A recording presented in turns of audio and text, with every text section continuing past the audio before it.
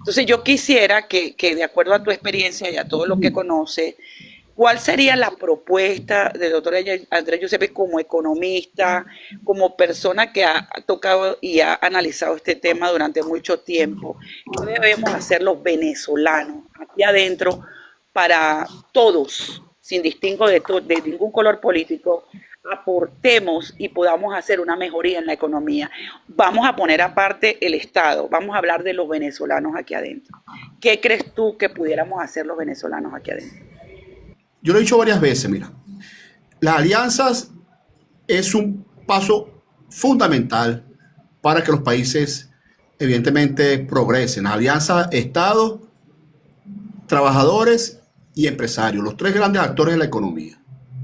El tema nuestro es primero que el gobierno tenga que reconocer, tiene que reconocer, se hace el loco, no lo toma en cuenta el tema que tiene que ver con la distribución de los ingresos nacionales, que lo genera, desde el punto de vista de la divisa, lo genera en este caso la industria petrolera.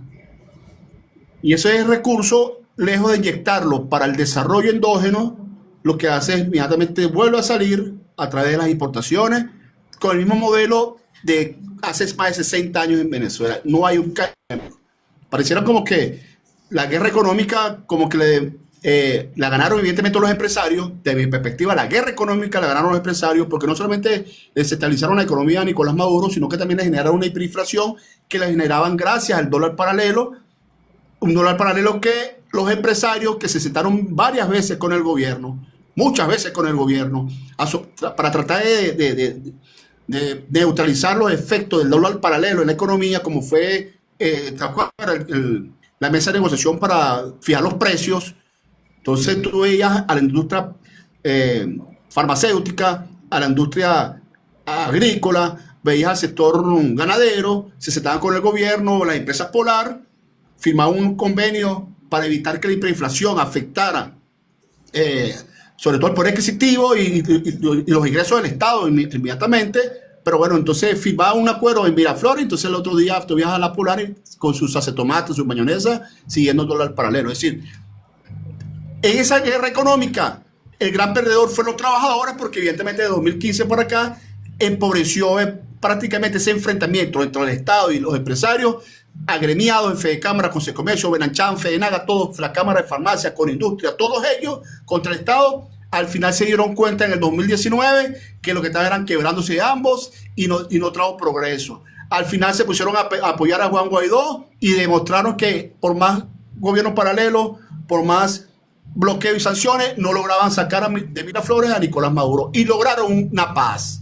Del 2019, hay que reconocerlo, de marzo de 2019, el país ha tenido una paz interesante para los empresarios y para el gobierno. Y eso en cierta medida ha garantizado que el gobierno reactive su aparato productivo, que haya un mercado satisfecho en bienes y servicios, pero en esa ecuación de negociación, en esa ecuación de distribución de los recursos, en esa ecuación de crecimiento económico, en esa ecuación de distribución de los ingresos, del crecimiento, del progreso, ha estado tristemente rezagado y dejando por fuera a los trabajadores pensionados y jubilados. Entonces, hay una política que, mira, mi teoría es que hay modelos exitosos en el mundo de crecimiento con inclusión laboral.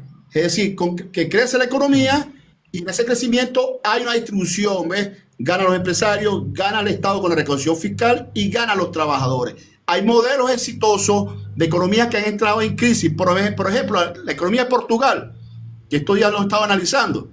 Portugal tuvo una crisis de producción, una crisis porque no tenía ingresos, y entonces ellos buscaron una forma de reactivar algunos sectores industriales estratégicos, como el turismo, por cierto, como el turismo, y otros sectores allí de servicios, y bueno, protegieron al sector, quitaron dinero y recursos estratégicos nacionales a ese sector, donde lo protegió el Estado, donde los empresarios trabajaron de la mano con el Estado y sobre todo aumentaron salarios a todos los trabajadores para que pudieran consumir esos bienes y esos servicios internamente y reactivar la economía por el lado del consumo. Aquí hay que reactivar la economía por el lado del consumo, una gran propuesta, porque una forma de reactivar la economía interna es que tú le des al consumidor, que son los trabajadores pensionados, por lo menos el salario justo, digno para vivir. Fíjate, la propuesta es, cónchale, recupérale por lo menos para que todos los venezolanos nos garantice por lo menos la canasta básica, la básica familiar. La canasta básica familiar. La política económica actual debe girar ya en función, ya que hay una paz y una armonía y un entendimiento entre los empresarios y los trabajadores, y los empresarios y el Estado, deben mirar es al consumidor. Yo creo que Nicolás Maduro y los empresarios tienen que pedirle perdón a los trabajadores por ese enfrentamiento y reconocerle y trabajar juntos para recuperar en el mediano y corto plazo el poder adquisitivo de los trabajadores, por lo menos llevarle a los que establece el artículo 91 de la Constitución. Mira, ese ingreso mínimo integral es $130, apunte bonos. Y el salario mínimo ya va por el orden de $2. Entonces son 132. Resulta que yo hice un estudio de la canasta básica familiar. Bueno, la canasta básica familiar son $750 al 31 de diciembre. Ahorita ya recogimos la información de enero y estamos haciendo los cálculos para estimarlo otra vez y hacerlo público. Lo que te quiero decir con esto es $750 para una familia de 4 personas donde 2 trabajan. Entonces el salario mínimo debería estar por lo menos en $375. ¿Qué te falta? Te faltan $200 más o menos para aumentar, para poder cubrir la canasta básica. Eso lo puede acordar el Estado con los empresarios. Es un proceso de ¿qué? De crecimiento de la producción nacional de bienes de la canasta básica. A mí no me importa si los teléfonos iPhone se dispararon y ya cuesta $3.000 un teléfono, o un par de zapatos nada importados cuesta $100, $200. No me importa eso. Lo que tienes que tú es garantizar que haya producción nacional de zapatos allí, que es un bien de consumo de la canasta básica. Pantalones, franela, medicinas básicas, como alcohol, acetaminofén, cosas así que la empresa farmacéutica nacional puede garantizarlo. Por ejemplo, alimentos, la papa, el tomate, la cebolla, la harina, la carne, el pollo, el pescado, todo eso hay que garantizárselo a los venezolanos. Tú puedes aumentar la producción allí, ¿ves? La producción de pescado, la producción de carne, para que todos tengan acceso. Y que se multiplique la venta de pescado, la venta de carne, y eso le permite entonces, por la vía de la multiplicación de la producción, pagar el salario que se va a aumentar, porque al final el salario lo va a pagar es el mercado, porque ¿quién paga el salario? Es el mercado cuando hay más ventas. No es lo mismo vender 100 unidades de zapatos que vender 10 pares de zapatos al mes.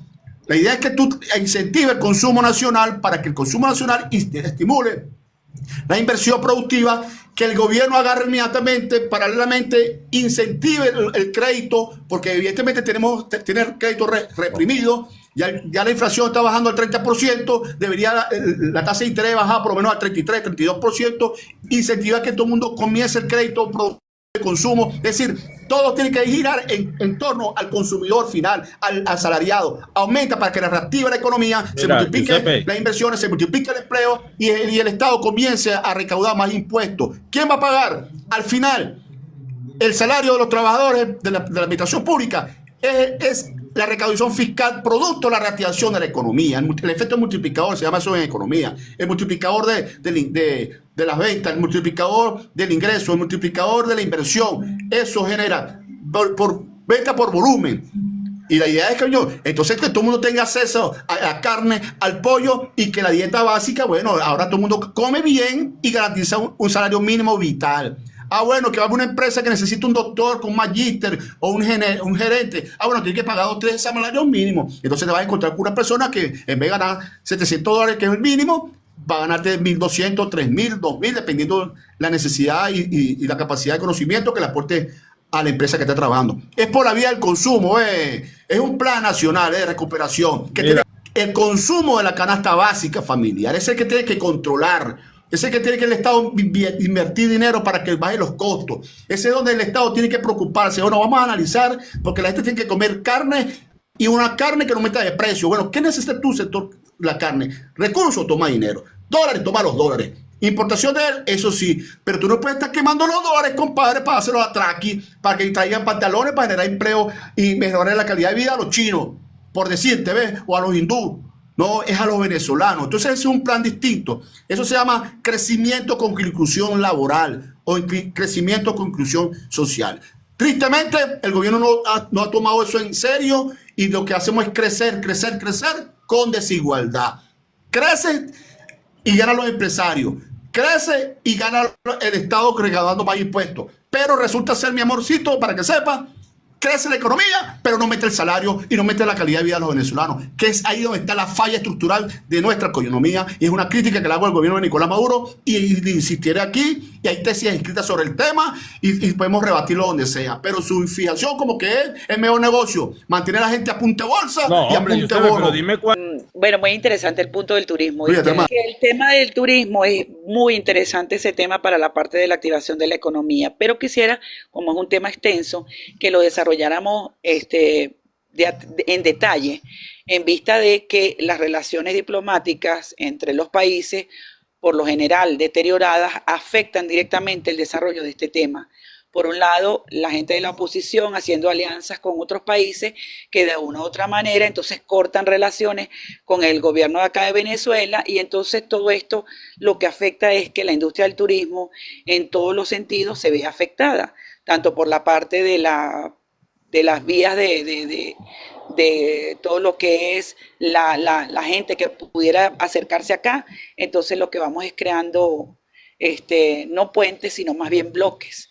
Entonces, ese tema yo quisiera que lo desarrolláramos más a fondo para que podamos tener estrategias, los venezolanos, como siempre digo, en promover el turismo, principalmente hablando bien de Venezuela, desde aquí, desde el exterior, para que toda esa industria se pueda fomentar, porque no es solamente el trabajo de la ministra de Turismo o del gobierno, depende también de nosotros los venezolanos.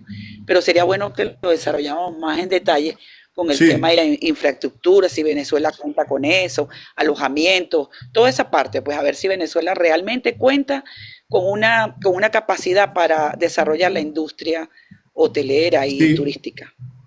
Mira, Rose, te informo, ¿no? Yo ese tema del sector turístico lo conozco muy bien, ¿oíste? Yo trabajé casi 2 años allí como jefe de Inatur, algunas cosas, y yo lo conozco muy bien, incluso he desarrollado varias investigaciones y he asesorado algunas investigaciones sobre ese tema. Pero podemos discutirlo, ¿eh? Yo tengo muy buenas relaciones con ese sector.